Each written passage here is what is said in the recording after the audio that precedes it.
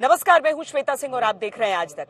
चंद घंटों बाद गुजरात में, हिमाचल प्रदेश में, इन सभी राज्यों में वो नतीजे आ जाएंगे जिसका अनुमान एग्जिट पोल्स ने सामने रखा है। और खास करके गुजरात, जहां पर ऐसा लग रहा है कि एक बार फिर प्रधानमंत्री नरेंद्र मोदी का नाम उनकी पार्टी भारतीय जनता पार्टी के लिए काम कर गया है।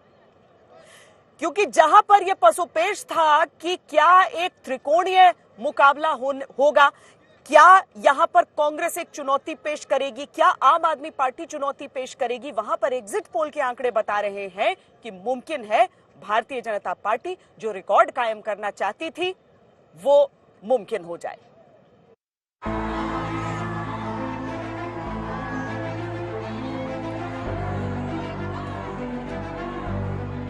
ગુજરાતની અંદર જનતા જનાર્દન ભારતીય જનતા પાર્ટીનો વિજય બાવટો લઈને નીકળી પડી અને આ ચૂંટણી ભાજપ નથી લડતું ભાઈ, આ ચૂંટણી ન ભૂપેન્દ્ર લડે છે ન નરેન્દ્ર લડે છે, આ ચૂંટણી તો મારા ગુજરાતના વાલા ભાઈઓ બહેનો લડે છે। ગામે ગામે ઉમંગ બધી જીત છે, રંગ હૈયે કેસરીઓ રંગ જે જગાવે છે।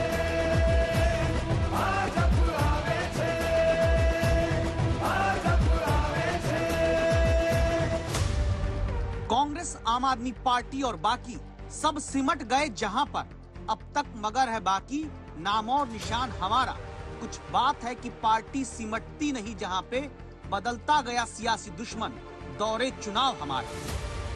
एग्जिट पोल के नतीजे अगर चुनावी रिजल्ट में बदल गए तो शायद गुजरात में नरेंद्र मोदी के लिए ये पंक्तियां सच साबित होती है।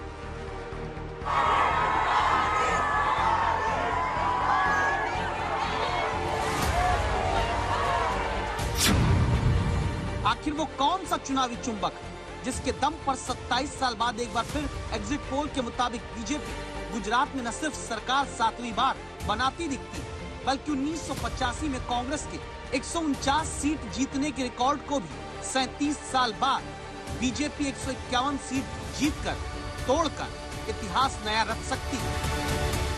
नरेंद्र भाई की, मोदी साहब की, उनको वोट दिया है।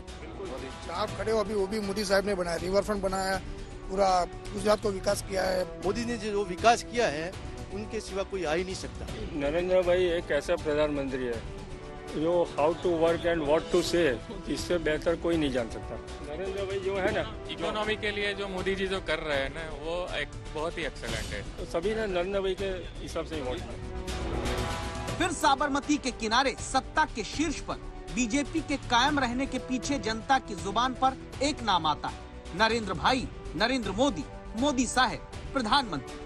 ये नाम इस बार की जीत में कितना बड़ा हो सकता है, इसे ऐसे समझ लीजिए कि 2002 में 127 और 2017 में 99 सीट पाने के बाद लगातार घटती आ रही बीजेपी की सीटों में एग्जिट पोल कहता है कि इस बार बहुत बड़ा उछाल आ सकता है, छलांग 151 सीट तक जाने की। जिस गुजरात में राहुल गांधी फरवरी महीने में कहते थे कि चुनाव तो कांग्रेस जीत चुकी है, ये आपका जीता हुआ चुनाव है। चुनाव खत्म हो गया है, आप लोग जीत गए हो। बस आप इस बात को एक्सेप्ट नहीं कर रहे हो। जिस गुजरात में अरविंद केजरीवाल कहते आ रहे थे कि एक धक्का जीत का चाहिए, जीत थोड़ी सी किनारे पे है, मार्जिन पे है, कम है। 92-93 सीट आ रही है, कम सीट आ रही है, एक जोरदार धक्का लगाना पड़ेगा। महीने भर के आक्रामक प्रचार और वर्षों से बीजेपी के संगठन की जमीनी ताकत के साथ पार्टी ने विपक्ष के इन्हीं दावों की हवा गुजरात में निकाल दी। 57% लोग जहां विकास पसंद की पार्टी और नरेंद्र मोदी के नाम पर वोट देने बूथ तक पहुंचते हैं, वहां विपक्ष के उठाए महंगाई के मुद्दे पर सिर्फ 9% और बेरोजगारी पर 1% मतदाता अपना वोट डालने आया। यानी विरोधी ही वो मुद्दा जनता तक नहीं पहुंचा पाए जिसके आधार पर वोट देने की प्राथमिकता मतदाता समझता। क्या इसीलिए बीजेपी गुजरात में बड़ी जीत हासिल करती दिखती है? भाइयों बहनों, भारतीय जनता पार्टी ये जनता जनार्दन पर भरोસો કરે છે અને એટલે જ જનતા જનાર્દન ભાજપ ઉપર ભરોસો કરે છે. કોંગ્રેસના જમાનામાં જનતા પર ભરોસો જ નહોતો, લોકો પર ભરોસો નહીં. 27 साल बाद भी भरोसा घटने की जगह और ज्यादा बढ़ना आखिर संभव कैसे है, इसे बताने वाला गणित जानिए. 2017 के चुनाव में बीजेपी ने गुजरात में करीब 1 करोड़ 49 लाख वोट हासिल किए थे. 2019 के लोकसभा चुनाव में बीजेपी गुजरात में 1 करोड़ 85 लाख वोट पाती है. तब बीजेपी विधानसभा की 173 सीट पर आगे हुई थी. यही वजह है कि इस बार 150 सीट का लक्ष्य रखा गया. तो चुनाव त्रिकोणीय भी था, तो बीजेपी ने पहले ही 2 करोड़ वोटर तक पहुंचने का लक्ष्य तय कर लिया. जय और पराजय दोनों हमने देखा है. हम जब विजयी होते हैं तो हमारी कोशिश ये है कि हम ज्यादा से ज्यादा जमीन से जुड़े, जमीन के साथ जितना गहरा नाता बनता जाए हम बनाए. हम जब चुनाव जीतते हैं तो हम लोगों के दिल जीतने के काम में कभी कमी नहीं आने देते. हमारे लिए हर पल, हर दिन, हर योजना, हर काम जनता जनार्दन के दिलों को जीतना, और दिल तब जीते जाता है जब उनको समाधान होता है, संतोष होता है. तो हम हमारी शक्ति उसी में लगाते हैं. इस बार गुजरात में अपनी शक्ति को और मजबूती से लगाने के लिए उसी संगठन और रणनीति का प्रयोग हुआ जिसके दम पर 27 साल से सत्ता हिलने नहीं दी गई. रणनीति तय हुई मैन टू मैन मार्किंग की. ये क्या होती है, इससे पहले आप फुटबॉल के एक मैच के वीडियो से देख लीजिए, जहां विपक्षी टीम के हर खिलाड़ी के साथ अपनी टीम का एक खिलाड़ी घेरा बना लेता है, जिसके बाद दूसरी टीम के सदस्य के पास खुलकर खेलने की बहुत कम क्षमता रह जाती है. इसी तरह गुजरात की राजनीति में एग्जिट पोल के मुताबिक नतीजे ऐतिहासिक हुए, तो इसकी बड़ी वजह मैन टू मैन मार्किंग यानी राजनीति में हर वोटर तक पहुंचने की रणनीति रही. बीजेपी जमीन पर चुनाव पन्ना प्रमुख की रणनीति के तहत लड़ती रही है. पन्ना प्रमुख यानी बीजेपी का वो कार्यकर्ता जो वोटर लिस्ट के हर पन्ने पर दर्ज 30 से 35 मतदाता तक पार्टी के लिए संपर्क का प्रमुख और मजबूत स्रोत होता है. लेकिन गुजरात में इस बार पन्ना प्रमुख की जगह पन्ना समिति पर बीजेपी ने जोर दिया, जहां हर पन्ना प्रमुख के तहत 5 लोगों की एक पन्ना समिति बनी. यानी हर वोटर लिस्ट के एक पन्ने के 30 से 35 लोगों तक पहुंचने के लिए 5 लोगों की एक पन्ना समिति और एक पन्ना प्रमुख. पन्ना समिति की जिम्मेदारी हर परिवार के एक सदस्य तक पहुंचने की हुई. पन्ना समिति का परिवार के एक सदस्य के जरिए बाकी परिजनों को बीजेपी के समर्थन में लाना मकसद रहा. दावा है कि बीजेपी की पन्ना समितियों ने गुजरात में 82 लाख परिवारों तक इसी तरह अपनी पहुंच बनाई. मकसद था हर परिवार के 2 से 3 सदस्य को समर्थन में लाकर गुजरात के 4.9 करोड़ मतदाता में से 2 करोड़ वोट को पार्टी के लिए जुटा देना. लोग आपकी ताकत जानते हैं कि नहीं जानते मुझे पता नहीं है, लेकिन मैं भाजपा के हर सिपाही के सामर्थ्य को भली भांति जानता हूं. यानी नरेंद्र मोदी के नाम पर, सरकार के काम पर और एक एक कार्यकर्ता की मेहनत के दम पर एग्जिट पोल के मुताबिक गुजरात के हर क्षेत्र में सबसे ज्यादा सीट हासिल करने वाली ताकत जुटाई गई.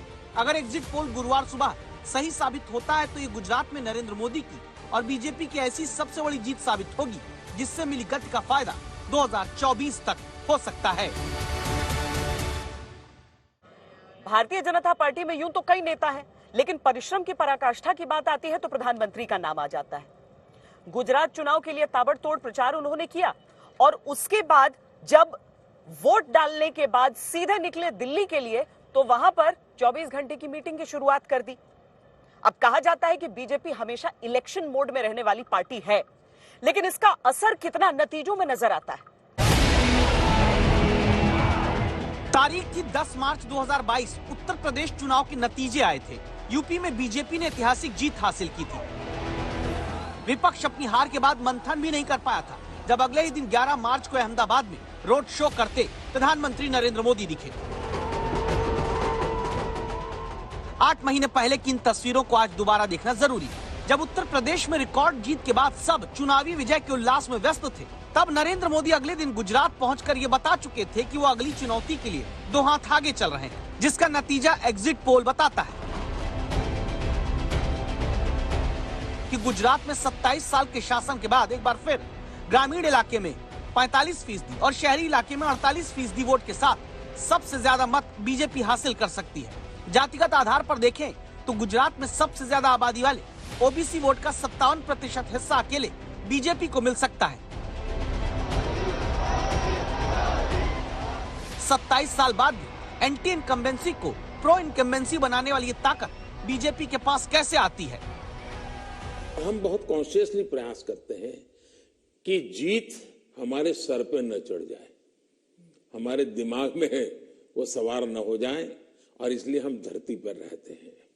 जहां तक पराजय का सवाल है, हम पराजय में भी आशा को खोजते रहते हैं।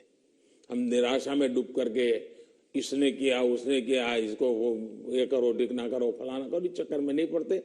हम सोचते हैं कि सामने वाले की रणनीति क्या थी, उसके तौर तरीके क्या थे, वो लोगों को गुमराह करने में क्यों सफल हुआ, हमारी बात को हम कैसे पहुंचाएंगे।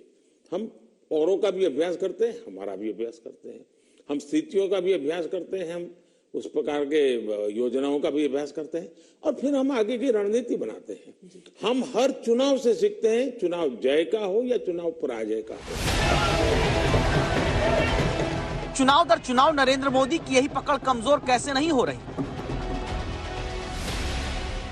इसे ऐसे समझिए कि 1 दिसंबर की शाम प्रधानमंत्री अहमदाबाद में 50 किलोमीटर लंबा रोड शो करते हैं। 2 दिसंबर की शाम प्रधानमंत्री फिर अहमदाबाद में 10 किलोमीटर का रोड शो करते हैं। 4 दिसंबर को वापस गुजरात पहुंचते हैं और मां के साथ मिलने की तस्वीर और वीडियो सामने आता है। 5 दिसंबर की सुबह गांधीनगर में अपना वोट नरेंद्र मोदी डालते हैं। 5 दिसंबर की सुबह करीब 10 बजे गांधीनगर में वोट डालने के थोड़ी देर बाद 5 दिसंबर को दोपहर 1 बजे दिल्ली में बीजेपी मुख्यालय प्रधानमंत्री पहुंच जाते हैं। जब गुजरात के एग्जिट पोल और नतीजों के बीच विपक्षियों की निगाह लगी हुई, तब बीजेपी मुख्यालय में दिल्ली में नरेंद्र मोदी अगले साल होने वाले विधानसभा चुनावों और 2024 के लोकसभा चुनाव की तैयारियों में पार्टी के साथ लग जाते हैं। हमारे लिए चुनाव एक प्रकार से ओपन यूनिवर्सिटी है, जिसमें हम नए रिक्रूटमेंट के लिए अवसर भी मिलता है और अपने आप को तराशने का भी अवसर मिलता है। तो हम चुनाव को एक प्रकार से हमारा एजुकेशन का पीरियड मानते हैं। चुनाव को ओपन यूनिवर्सिटी कहने वाले नरेंद्र मोदी क्या इसीलिए हर चुनावी परीक्षा को पास करते जा रहे हैं क्योंकि अभी जब देश में गुजरात के नतीजों का इंतजार हो रहा है, नरेंद्र मोदी मध्य प्रदेश, छत्तीसगढ़, राजस्थान के इलेक्शन की रणनीति पर विचार करना पार्टी के साथ शुरू कर चुके हैं। पिछले महीने दक्षिण के राज्यों को साधने का दौरा भी शुरू किया जा चुका है। कर्नाटक में 6 महीने बाद चुनाव है। दौरा नरेंद्र मोदी का बढ़ चुका है। पिछले महीने 2 दिन में दक्षिण के 4 राज्यों का दौरा, विकास की योजनाओं का ऐलान प्रधानमंत्री कर चुके हैं। 2019 में देश के 10 राज्यों में बीजेपी ने सभी लोकसभा सीट जीती थी, जिसमें 6 राज्य उत्तर के हैं। 2019 में देश के 11 राज्यों में बीजेपी का खाता नहीं खुला था, जिसमें 3 बड़े राज्य दक्षिण के हैं। दावा है कि बीजेपी की नजर दक्षिण में आगे केरल, कर्नाटक, तेलंगाना, आंध्र और तमिलनाडु में लोकसभा की 129 सीटों पर भी है। इसी रणनीति को गुजरात के नतीजों से निश्चित है बूस्टर डोज मिलेगी, जहां से एक बार फिर साबित होगा कि नरेंद्र मोदी की लहर कायम है। प्रधानमंत्री नरेंद्र मोदी का नाम चल जाता है बीजेपी के लिए, ये बात एक तरफ है, लेकिन दूसरी तरफ सवाल तो ये भी उठ जाता है कि क्या जरूरत से ज्यादा निर्भरता हो जाती है एक नाम पर ही? क्योंकि चाहे गुजरात के चुनाव हो, जो कि उनका अपना गृह राज्य है, चाहे हिमाचल प्रदेश के चुनाव हो या फिर दिल्ली एमसीडी के चुनाव क्यों ना हो, बीजेपी वोट मांगती है तो प्रधानमंत्री नरेंद्र मोदी के नाम पर।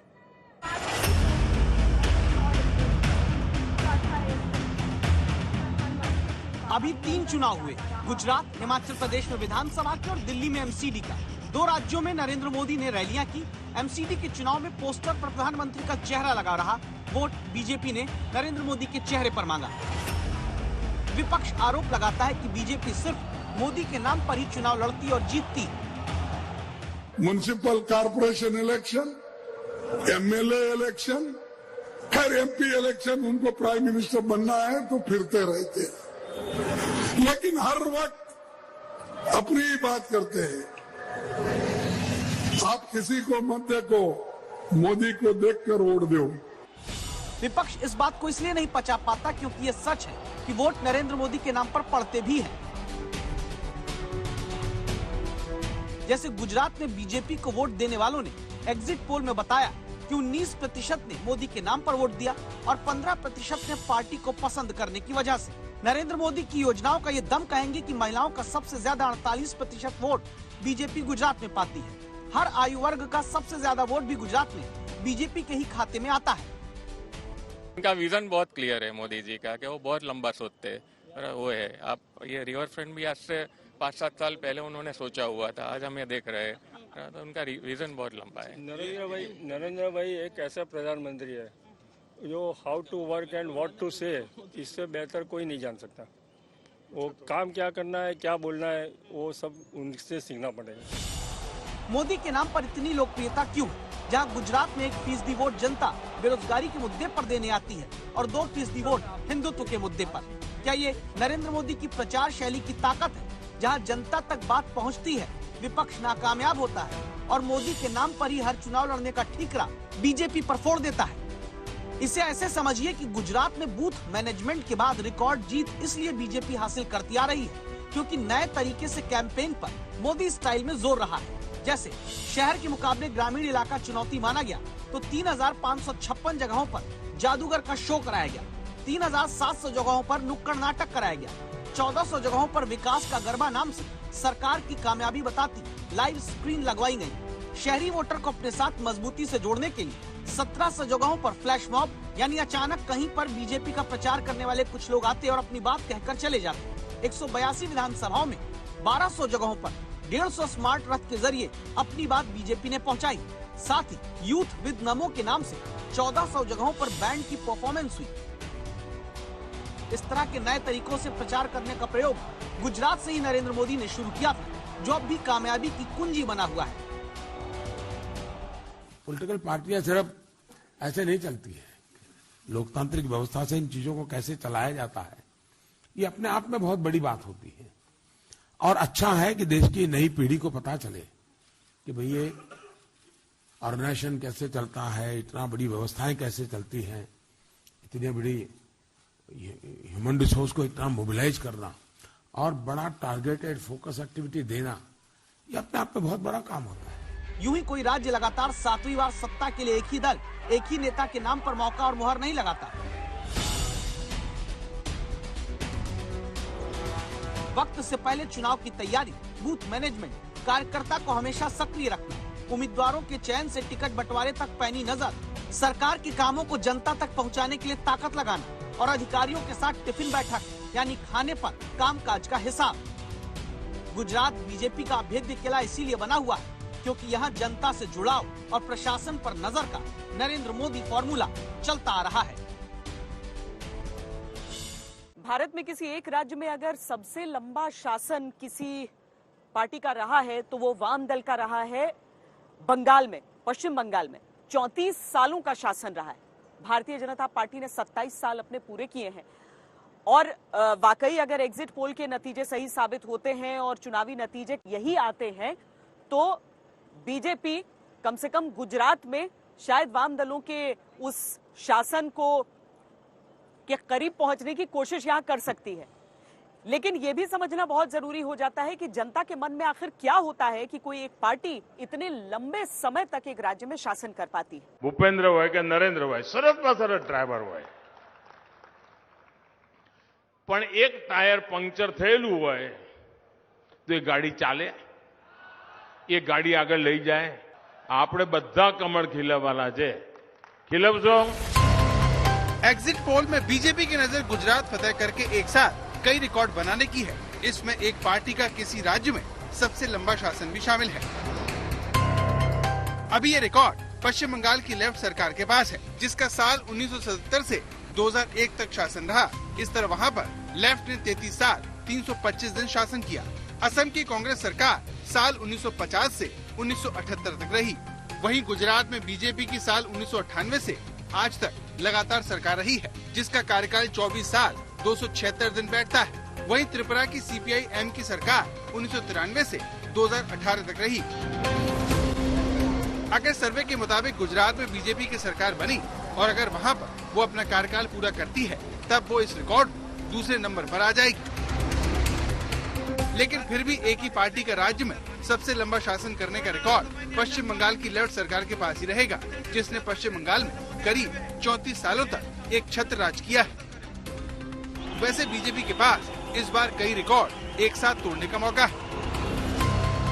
पार्टी का लक्ष्य 150 सीट जीतने का है। अगर ऐसा हुआ तो फिर ये न सिर्फ बीजेपी का सर्वश्रेष्ठ प्रदर्शन होगा, बल्कि माधव सिंह सोलंकी के नेतृत्व में कांग्रेस को मिली 149 सीटों की अब तक के रिकॉर्ड से भी एक सीट ज्यादा होगा। आज तक और एक्सिस माई इंडिया का एग्जिट पोल भी बीजेपी को 151 सीट तक दे रहा है। यानी बीजेपी अगर अपने लक्ष्य को हासिल करने में कामयाब रही तो वो एक साथ कई रिकॉर्ड बनाएगी। आज तक ब्यूरो। आम आदमी पार्टी को लेकर भी संकेत बड़े हैं इन एग्जिट पोल्स में। आम आदमी पार्टी की कोशिश पूरी ये कि वो दिल्ली के बाद जो पंजाब उसने जीता उसके आगे वो देश में विस्तार कर सके, और उसी क्रम में गुजरात में उसकी बड़ी ख्वाहिशें थी। मुफ्त का जो वैक्सीन उसने दिया है वोटरों के मन में, उसका कितना असर पड़ा है? जहां भी जा रहे हैं, पूरे गुजरात में जा रहे हैं, जहां जा रहे हैं, एक ही शब्द गूंज रहा है, बदलाव बदलाव बदलाव, परिवर्तन चाहिए। केंद्र सरकार ने IB को भेजा गुजरात, पता करके आओ गुजरात में माहौल क्या है, कौन जीत रहा है। IB 10-15 दिन घूमी गुजरात के कोने कोने में, उनके कई अफसर आए, घूमे जगह जगह, और IB ने रिपोर्ट दी है केंद्र सरकार को कि दिसंबर में गुजरात में आम आदमी पार्टी की सरकार बनने जा रही है। तो दोस्तों, सरकार तो बनने जा रही है। अरविंद केजरीवाल के इन दावों ने गुजरात के गदर को दिलचस्प बनाने का काम किया। एग्जिट पोल के अनुमान बताते हैं कि भले ही केजरीवाल की इस बार भविष्यवाणी गलत साबित होने का संकेत हो, लेकिन फिर भी वो गुजरात की सियासत में धमाकेदार एंट्री कर चुके हैं। पॉजिटिव हैं, नई पार्टी है, नई पार्टी ने एंट्री की है, और कह रहे थे कि बीजेपी जो है गढ़ है इन लोगों का, तो इतनी कोई 15% 20% वोट शेयर पहली बार अगर कोई पार्टी जाए तो बड़ी बात है। गुजरात में आपने जो किया वो वाकई में बड़ी बात है। आज तक और एक्सिस माई इंडिया का एग्जिट पोल कहता है कि आम आदमी पार्टी को 20% वोट मिलने का अनुमान है, और पार्टी राज्य में दूसरे नंबर की पार्टी बनने से सिर्फ 6% वोट से दूर है। इस तरह आम आदमी पार्टी को गुजरात के हर 5वें आदमी ने वोट दिया। एग्जिट पोल कहता है कि आम आदमी पार्टी को गुजरात में 9 से 21 सीट मिल सकती है। सर्वे में मिलते वोट को भले ही आम आदमी पार्टी सीटों में बदल नहीं पाई हो, लेकिन वोटों से अरविंद केजरीवाल को खुश होने का मौका जरूर मिल गया है, जिन्होंने गुजरात में खुद को बीजेपी के विकल्प के तौर पर पेश किया। ये चुनाव गुजरात का भविष्य बना सकता है, गुजरात का भविष्य बदल सकता है। अभी तक अपने पास कोई विकल्प नहीं था। ठीक कह रहा हूँ ना? अभी तक वोट डालने जाते थे ये दोनों मिली हुई थी पार्टियां। इस बार ऊपर वाले ने विकल्प भेजा है, ऊपर वाले ने झाड़ू चलाई है, ऊपर वाले का इशारा समझो और सारे जने मिलके इस बार अपने लिए, अपने परिवार के लिए झाड़ू का वोट दबाना। झाड़ू झाड़ू झाड़ू। आम आदमी पार्टी की कामयाबी इसलिए भी बहुत कुछ कहती है क्योंकि पिछली बार उसके सभी उम्मीदवारों की जमानत जब्त हो गई थी। ऐसे में बिना किसी जातिगत वोट बैंक के गुजरात जैसे राज्य में अपनी सियासी जगह बनाना अरविंद केजरीवाल के लिए बड़ी कामयाबी माना जा सकता है।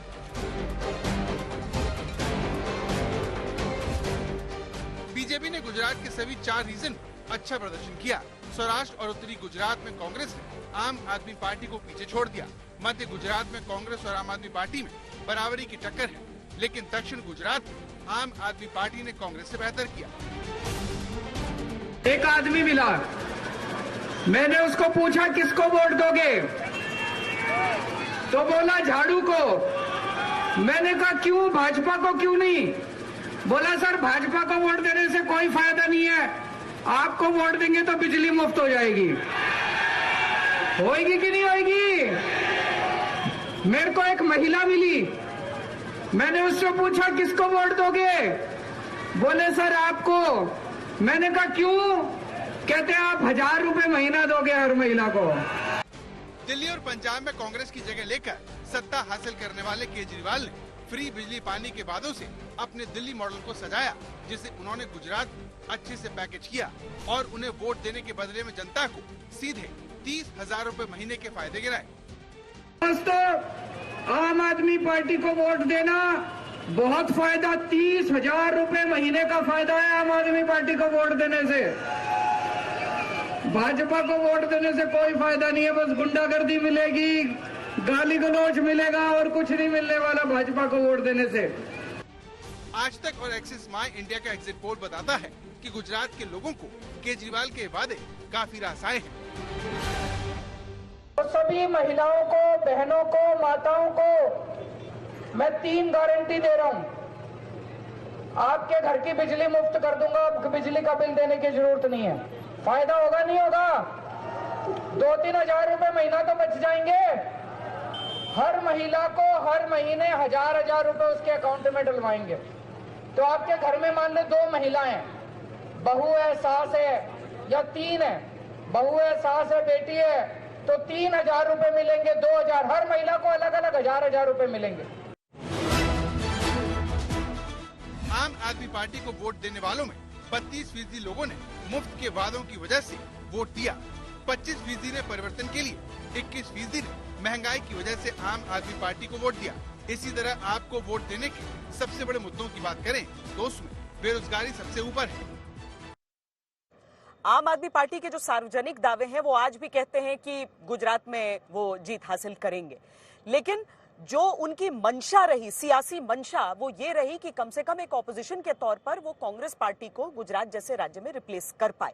कांग्रेस ने अपनी तरफ से हमेशा दावा किया कि वो साइलेंट प्रचार कर रही है, घर घर तक जा रही है, लेकिन आंकड़े ये चीजें दिखाते नहीं हैं। और बहुत बड़ा सवाल कांग्रेस के अस्तित्व को भी लेकर उठ जाएगा अगर एग्जिट पोल के जो पूर्वानुमान है, एग्जिट पोल के जो आंकड़े हैं, वो वाकई नतीजे में तब्दील हो जाएं। I think the Aam Aadmi Party involved a lot of people who the traditional parties did not involve. We are going to learn from that and we are going to do a better job than anybody in the country. Rahul Gandhi ने 8 साल पहले कहा था कि हम आम आदमी party से सीखेंगे और उनसे बेहतर काम करके दिखाएंगे। इसके बाद अरविंद केजरीवाल दिल्ली को 2 बार जीत चुके हैं, पंजाब की कांग्रेस पार्टी को उखाड़कर सत्ता हासिल कर चुके हैं और अब गुजरात में कांग्रेस के मुख्य विपक्षी दल की हैसियत को चुनौती दे रहे हैं। सवाल यह है कि राहुल गांधी ने उनकी पार्टी से आखिर क्या सीखा? इसका जवाब तो राहुल ही दे सकते हैं, लेकिन मामला गुजरात का है तो राहुल का ये बयान भी सुन लीजिए। ये आपका जीता हुआ चुनाव है। चुनाव खत्म हो गया है, आप लोग जीत गए हो। बस आप इस बात को एक्सेप्ट नहीं कर रहे हो। मैं आपको यहां कह रहा हूं कि ये चुनाव आप लोग जीत गए हो, बट बस अब आपको उस बात को एक्सेप्ट करना है।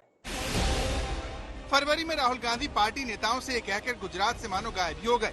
गुजरात चुनाव में पार्टी के लिए इक्का दुक्का रैलियां की और पार्टी का प्रचार राज्य इकाई के नेताओं के भरोसे छोड़ दिया गया, जिसका नतीजा ये निकलता दिख रहा है कि अब गुजरात में दूसरे नंबर के लिए आम आदमी पार्टी का कांग्रेस से कड़ा मुकाबला होगा।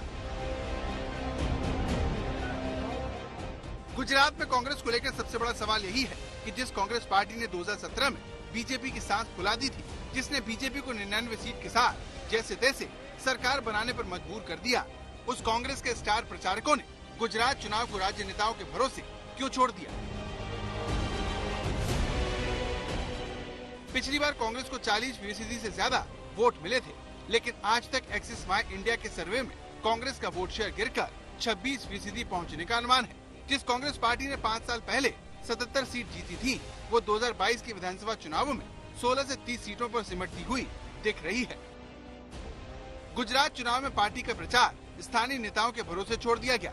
राहुल गांधी अपनी भारत जोड़ो यात्रा में व्यस्त रहे, लेकिन दक्षिण गुजरात में आम आदमी पार्टी की एंट्री को रोकने के लिए पार्टी ने राहुल की 2 रैलियां आदिवासी इलाकों में करवाई, लेकिन ये मोदी और केजरीवाल की कॉर्पोरेट बॉम्बिंग के आगे नाकाफी साबित हुआ। लेकिन पार्टी को देखकर लगता है कि उसे नहीं लगता कि उसकी रणनीति में कोई खोट है। इसीलिए पार्टी अपनी गलतियों पर फोकस करने की बजाय एग्जिट पोल में कमियां निकालने पर लगी हुई है। कांग्रेस पार्टी को मजबूत होना है, अपने बल पर खड़ा होना है और तभी विपक्ष की एकता आएगी। हमारी पिछले कुछ सालों में अलग अलग पार्टियों ने हमसे बहुत कुछ लिया है, हमें कुछ दिया नहीं है। वो कांग्रेस नाम से तृणमूल कांग्रेस, वाईएसआर कांग्रेस, नेशनलिस्ट कांग्रेस, कई पार्टियां कांग्रेस से ही जन्म उनका हुआ है और नाम कांग्रेस वो ले रखे हैं और कांग्रेस का नुकसान हुआ है। तो हम अपने आप को मजबूत करेंगे। एग्जिट पोल को लेकर कांग्रेस की अपनी आपत्तियां हो सकती हैं, लेकिन उसके पास इस बात का जवाब नहीं है कि गुजरात जैसे अहम राज्य को, जहां पार्टी ने पिछली बार उम्मीद से बेहतर प्रदर्शन किया था, वहां कांग्रेस के स्टार प्रचारकों ने प्रचार में हिस्सा क्यों नहीं लिया। जबकि आज तक और एक्सिस माई इंडिया का एग्जिट पोल बताता है कि पार्टी के प्रति निष्ठा रखने वाले वोटरों का एक अच्छा खासा वर्ग आज भी कांग्रेस के पास मौजूद है। गुजरात में बीजेपी को विकास के नाम पर 41%, नरेंद्र मोदी के नाम पर 19% और पार्टी के प्रति निष्ठा के मामले में 15% वोट मिले। वहीं गुजरात में कांग्रेस को वोट देने वालों ने महंगाई के नाम पर 28%, पार्टी निष्ठा के नाम पर 23% और उम्मीदवारों के नाम पर 14% वोट दिए। तो गुजरात में खुद की स्थिति बेहतर करने के लिए कांग्रेस के पास पूरे 5 साल थे। सवाल है कि कांग्रेस ने विपक्ष में रहकर क्या किया, जबकि बाहर से आकर अरविंद केजरीवाल धुआंधार प्रचार से गुजरात में अपनी जगह बनाते दिख रहे हैं। लेकिन सवाल कांग्रेस को लेकर है, जो एक एक करके राज्यों से गायब होती जा रही है, जबकि 8 साल पहले उसके नेतृत्व ने ऐसी पार्टी बनाने का दावा किया था जिसके दर्शन देश ने पहले कभी नहीं किए। आज तक ब्यूरो। દેશની ચૂંટણીના સૌથી સટીક અને ઝડપી પરિણામ માટે આજ તક, ये गुजराती में मैंने ये कहा कि देश के चुनावों का सबसे सटीक और सबसे तेज नतीजा आपको आज तक पर ही देखने के लिए मिलेगा। तो सुबह 6 बजे से जुड़ जाइए हमारे साथ, क्योंकि तमाम नतीजे आज तक पर देखिए। अभी के लिए इतना ही। देश और दुनिया की बाकी खबरों के लिए देखते रहिए आज तक।